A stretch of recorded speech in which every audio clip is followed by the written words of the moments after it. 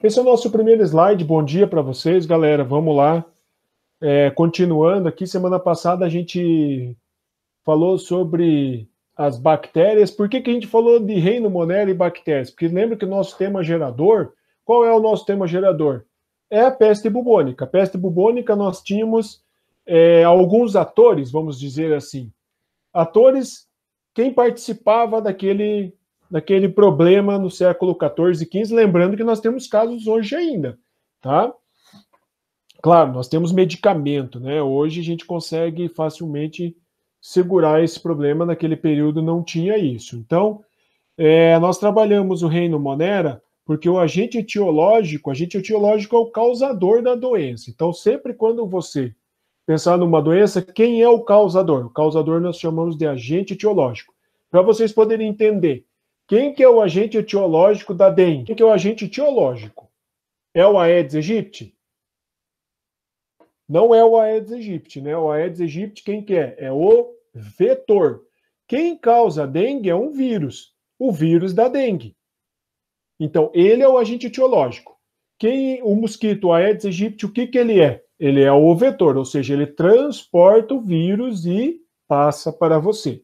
Então, quando a gente fala nessa questão nossa, que é a peste bubônica, o que nós temos? Nós temos o agente etiológico, que é a Yersinia pestis, a bactéria. Nós temos quem mais? A pulga, que era o vetor.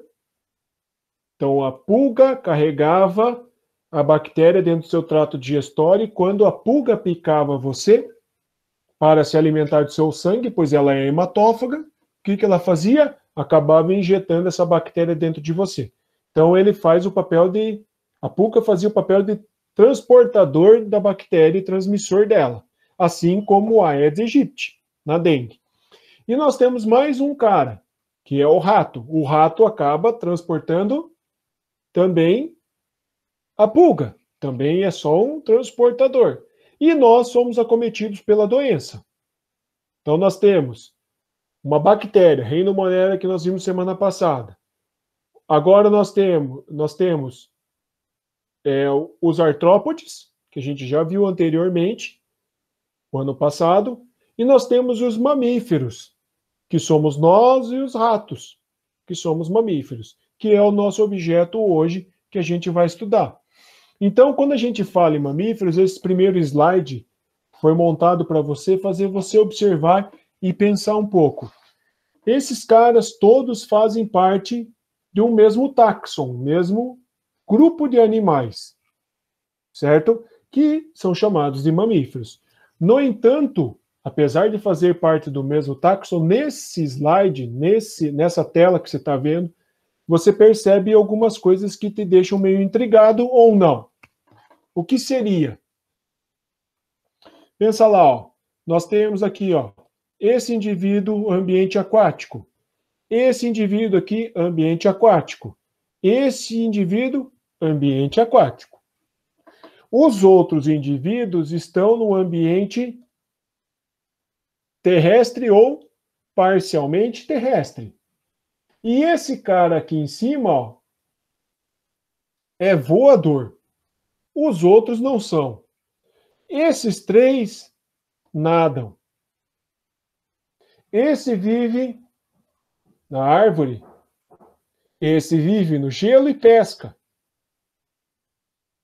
Vamos lá, estou enchendo a cabeça de vocês aí, né? Esse cara come carne, então ele é um carnívoro. Esse cara aqui também é carnívoro. Esse cara aqui também. Esse daqui se alimenta de plantas aquáticas. Quem que é esse? É um peixe-boi, que não é um peixe, é um mamífero. E ele, então, se ele come planta, ele é um herbívoro. Esse cara aqui come planta, come carne, come fruta, come semente. Ele é um cara chamado de onívoro. Já esse daqui, algumas espécies são chamadas de insetívoros, que comem inseto. Aí você pega e olha esse daqui, que talvez seja o mais esquisito, com certeza é o mais esquisito, por isso mesmo que eu usei ele ontem no convite. Esse cara aqui é o ornitorrinco, e ele bota ovo. E os outros? Não. Mas todos eles são colocados dentro de um mesmo grupo, que são os mamíferos. Aí eu venho e pergunto, por que isso? Como que eles estão com tantas diversidades, tantas diferenças? Como que eles estão colocados todos dentro de um mesmo grupo, galera? Aí que é um negócio que a gente, por isso que aquele convite coloquei, galera, nós temos coisas em comum com esse cara que é muito esquisito, concordo com vocês, mas fazem parte do mesmo grupo que nós. Portanto, se ele faz parte do mesmo grupo que nós, é porque ele tem características em comum. Todas? Não. Se ele tivesse todas, ele seria o quê? Um ser humano e não um ornitorrinco. Mas antes da gente começar a falar sobre eles, nós temos que relembrar um pouquinho que nós temos uma classificação. Aqueles caras mamíferos são chamados de cordados. Por que eles são chamados de cordados? Porque eles vão ter uma estrutura que está aqui, ó, chamada de notocorda. Então, todo o cordado apresenta notocorda. Então, primeira coisa, se o cara é cordado, ele tem ou teve notocorda em alguma parte da sua vida, no desenvolvimento embrionário, certo? Então, lá, se o cara é um cordado, ele tem notocorda. Se o cara é um cordado, ele tem fendas branquiais, ou também chamadas de fendas faringianas, que são essas aberturas aqui para respirar. Você já pensou uma vez, parou para pensar que você estava dentro da estrutura da sua mãe, dentro de uma bolsa, e dentro dessa bolsa tinha líquido? Lembra aquela história? Vamos para o hospital que estourou a bolsa. O que tinha dentro dessa bolsa? Líquido amniótico. Um líquido. E você estava lá dentro. E você estava respirando como? Você estava recebendo oxigênio através do cordão umbilical da sua mãe. Você tinha pulmão já? Não, você tinha pequenas aberturas nas laterais da sua faringe, chamadas de fendas faringianas ou fendas branquiais, que também faziam um papel bem pequeno de trocas gasosas. Mas a sua troca gasosa primordial, cordão umbilical. Mas você tinha isso. Outra coisa, você, antes de ter coluna vertebral, você tinha notocorda. Portanto, a notocorda é uma estrutura de sustentação. Então, vamos lá. Nós temos uma característica para os cordados, duas características para os cordados, e a terceira característica obrigatória para você ser considerado um cordado é a estrutura chamada de tubo nervoso dorsal. Então, você tem lá, ó, notocorda, 1. Fendas faringianas ou branquiais, 2. E o tubo, desculpa, gente, o tubo nervoso dorsal, 3. Então, para ser chamado de cordado, tem que ter no mínimo essas 3 características. Só que alguns autores falam em mais uma quarta característica que eu não sei se vocês lembram. Lembrando assim, galera, essas aulas estão sendo dadas pensando em ajudar vocês a reverem conceitos. Por isso estou sendo bastante tranquilo aqui com vocês, tá? Então, ó, a quarta estrutura é o que a gente chama de cauda pós-anal.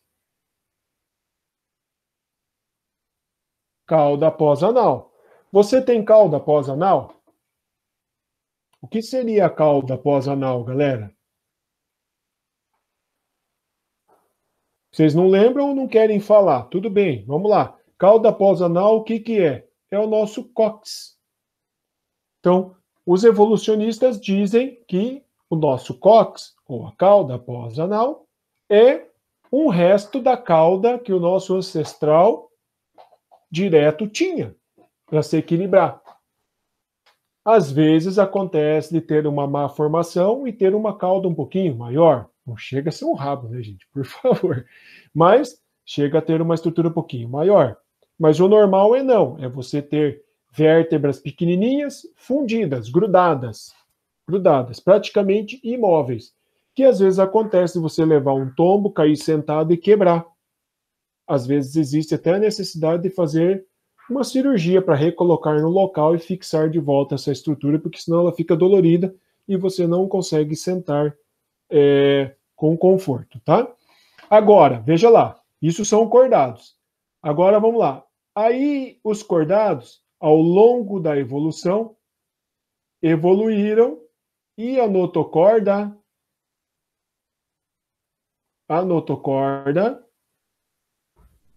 se transformou numa nova estrutura. Ficou horrível isso, tá, gente? Mas, desculpa. Vamos lá. Essa estrutura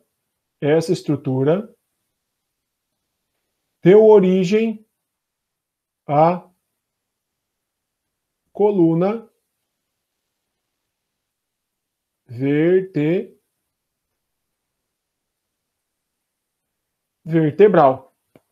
Então, a notocorda, ela pode vir a se transformar numa coluna vertebral. Os animais que apresentarem esta ou que apresentaram esta evolução, essa diferenciação, eu passo a chamar eles de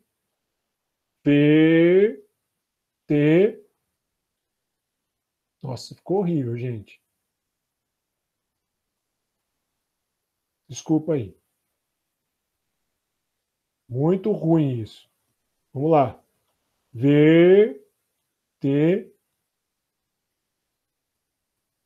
Vertebrados. Então, quando que eu posso chamar um animal de vertebrado? Posso chamar um animal de vertebrado se ele tiver coluna vertebral. Se ao longo da sua vida ele não tiver coluna vertebral, mas ele tiver notocorda, eu chamo ele apenas de cordado. Então, os vertebrados são cordados? São. Só que eles evoluíram e transformaram a estrutura de sustentação no corpo de algo mais robusto. Porque o corpo deles é mais robusto, necessita disso, e eles estavam, em sua parte, fora da água, onde a pressão é maior, o peso é maior, e precisavam de uma estrutura mais desenvolvida. Quem estava dentro da água precisava de uma estrutura mais desenvolvida também, porque precisava nadar com algumas estruturas que precisavam se sustentar em algum lugar. Então, quem é que teve sucesso? Quem transformou a notocorda em coluna vertebral. Quem são esses caras? Vamos lá. Aqui embaixo nós temos, vamos lá, relembrar um pouquinho de zoologia. As minhocas, que são os anelídeos, os equinodermos e para trás de equinodermos, todos os caras que estiverem para trás de equinodermos, então vamos lá. Quinidários, poríferos, platelmintos, nematelmintos, os anelídeos que estão ali, os moluscos, os artrópodes e os equinodermos, eles não têm essa estrutura de sustentação, nem notocorda e nem coluna vertebral. Portanto, esses caras são chamados de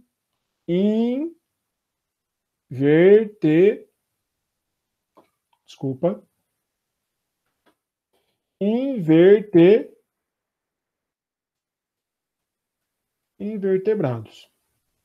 Certo? Sem coluna vertebral, sem notocorda, são chamados de invertebrados. Agora, nós temos dois caras aqui, ó, pouco conhecidos, o que é normal, que é o anfioxo e os tunicados. Esses dois caras são chamados, o anfioxo, de céfalo-cordado. Desculpa, galera. São chamados de céfalo-cordados e urocordados. Então, esses dois caras não podem ser chamados de invertebrados, eles são chamados exclusivamente de cordados. Por que que eles são chamados de cordados? Porque eles têm notocorda. Ok? Então, se tiver notocorda, é chamado de cordado. Beleza? Se a notocorda evoluir para uma coluna vertebral, aí você vai ter esse outro grupo: mamíferos, aves, répteis, anfíbios, peixes ósseos, peixes cartilaginosos e peixes sem mandíbula. E esses caras aqui, eles vão ser chamados de vertebrados. Não sei se ficou claro para vocês, espero que sim. Então, se tiver coluna vertebral, vertebrado. Se tiver apenas notocorda, cordados. Só que daí tem que ter fendas faringianas, tubo nervoso dorsal e cauda pós-anal. Aí eu chamo ele de cordado. São as quatro características. Se não tiver nem notocorda e nem coluna vertebral, portanto, eles vão ser invertebrados. E daí nós temos assim, ó. Agora nós estamos dentro de quem? Dentro dos mamíferos. Esse é o nosso objetivo hoje. São os mamíferos. E daí depois nós vamos passar para estudar as nossas estruturas. Então, esses mamíferos, um grupo bastante grande e que tem subdivisões dentro dele. Tá? E essa primeira subdivisão, ela vai usar as características embrionárias e a característica de desenvolvimento embrionário para poder dividir eles em três grupos, três grandes grupos. O primeiro grande grupo é o que a gente chama de marsupiais, certo? Que são esses caras que estão aqui na sua tela. Nós temos marsupiais brasileiros, porque assim, ó, você está vendo aqui o marsupial mais famoso é esse cara aqui, ó. E esse aqui, normalmente as pessoas não sabem que ele é um marsupial. Mas esse cara aqui é famoso, que é o canguru. Ele é um marsupial. Por que que ele é um marsupial? E a pergunta é, nós temos marsupial no Brasil? Nós temos marsupial. Você já se deparou, eu acho, com aqueles gambá que não são gambás verdadeiros, são raposas que nós temos, com a cauda pelada, sem pelo, e eles cinzinha, de vez em quando a gente se depara com eles atravessando a rua. Quem tem casa de forro, às vezes o cara vai lá e se aloja dentro do teu forro e fica fazendo bagunça. Ele é um marsupial. Os marsupiais, o que que eles vão ter? O nome está dizendo para mim. Eles vão ter um marsúpio. O que é um marsúpio? Não sei se vocês lembram. O que é um marsúpio? Marsúpio é uma bolsa, e nesta bolsa, dentro dessa bolsinha, eu tenho as glândulas mamárias. Então, olha o que vai acontecer. O que vai acontecer? O filhotinho nasce, ainda não está com o seu desenvolvimento completo, ele é bem pequenininho, sem pelo, sem unhas, e ele vai agarrar nos pelos da mãe, vai subir e vai se alojar dentro dessa bolsa que fica na região, se a gente fosse falar de nós, da barriga. Então, ele nasce, pega nos pelos, sobe, escala a mãe e pula dentro dessa bolsinha. Dentro dessa bolsinha, o que eu tenho? As glândulas mamárias. Lá dentro, aquecido, protegido e mamando, se alimentando, ele vai se desenvolver até ficar grande e forte para sair de dentro desse marsúpio, dessa bolsinha da mãe. Agora, nós vamos ter os outros animais, mais uma divisão, que são os placentários ou eutérios. Placentário está dizendo para você já o que é, né? Que tem o quê? Que tem placenta. Ok? Então, os animais que têm placenta, que têm útero verdadeiro, são chamados de eutérios. E os placentários. Se você comparar nós com os cangurus. Nós temos marsúpio? Não. Nós temos placenta? Sim, você se desenvolveu dentro da placenta da sua mãe, dentro do útero da sua mãe, e você só saiu lá de dentro quando você já estava prontinho. Ah, não, professor, eu tenho um vizinho que nasceu de 6 meses. Mas tudo bem, ele nasceu de 6 meses, ou de 7, ou de 8, mas por algum problema. O normal é a gente chegar ao 9º mês e nascer prontinho. Então, os animais que são classificados como placentários ou eutérios, tem placenta e tem útero verdadeiro, eles vão ter o desenvolvimento completo dentro do corpo da mãe e só vão sair de lá prontinhos. São a maioria dos mamíferos, inclusive nós. E daí, já indo para o nosso final da aula, nós temos aqui os monotremados. O que é que esse cara tem de distinto dos outros quando a gente fala em desenvolvimento embrionário, galera? Qual é a grande questão aqui? Primeiro, vamos lá. O cara que está aqui, que eu vou marcar aqui, ó, esse aqui todo mundo conhece, eu acho, né?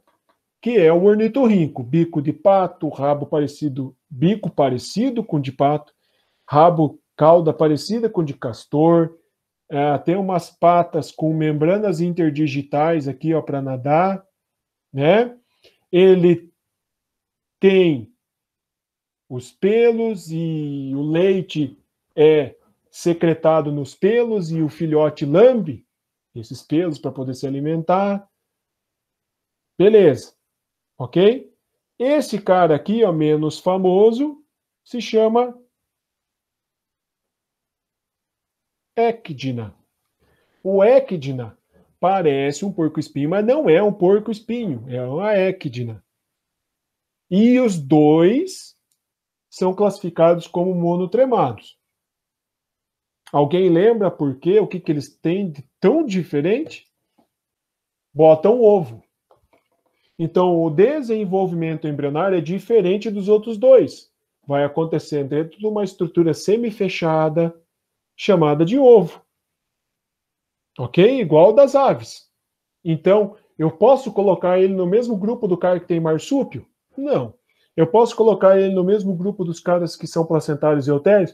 Não. E eu posso colocar os outros nesse grupo, eles não botam o ovo. Como é que eu vou pôr nesse? Então, a gente vai dividindo por semelhanças e separando por diferenças. Então, nós temos 3 grupos dentro principais desses mamíferos, que depois nós vamos quebrar mais ainda, que são os monotremados, os marsupiais e os placentários. Tudo bem, galera? Vamos lá. E nós temos um negócio aqui, ó, que chama bastante atenção pelo seu tamanho, exatamente, grande pra caramba, olha o tamanho do cara, é uma réplica do tamanho original das preguiças gigantes que existiam no nosso planeta. E nós chamamos isso de megafauna.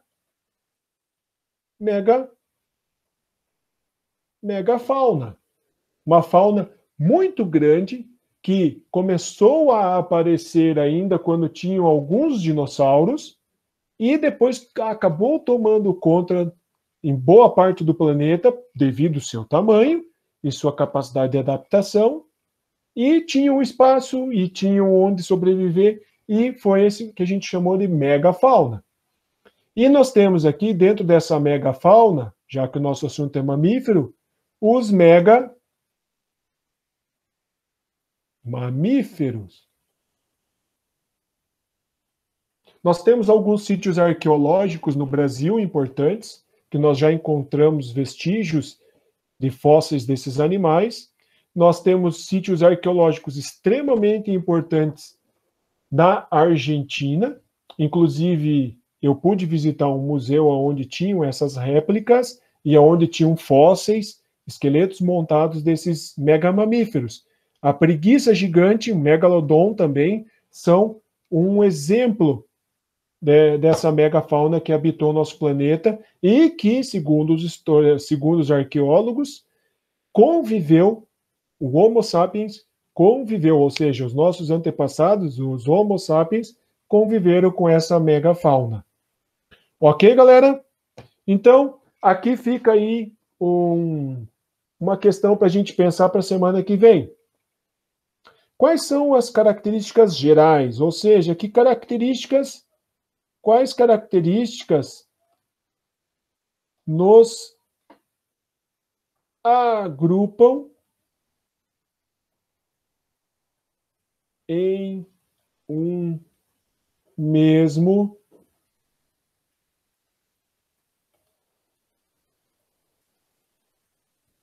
filo?